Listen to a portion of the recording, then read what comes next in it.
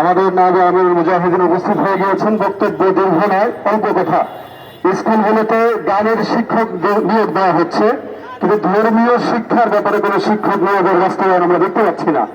আমরা বলতে চাই, অলরেডি স্কুলগুলোতে তারা দেখেছে ছাত্রছাত্রীর সংখ্যা কমে মাদ্রাসা বৃদ্ধি পেয়েছে। এই ব্যাপারে এখনো বুঝতে পারছে না, এরা যত ইসলাম বিদ্বেষী কার্যক্রম বাড়াবে তাদের ছাত্র তত কমা শুরু হবে, মাদ্রাসাগুলোতে তত ছাত্রদের ভিড় পড়ে যাবে ইনশাআল্লাহ।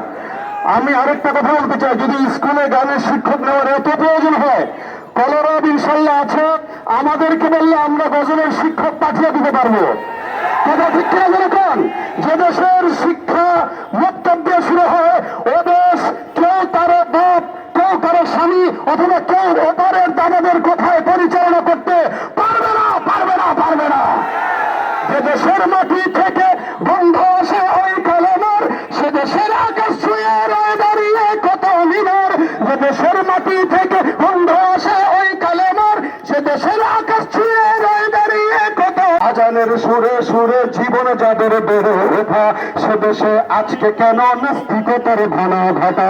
দেশটা নয়তো কারো বাপের ভোটা, করবে মন চাহিলেই যখন যেটা।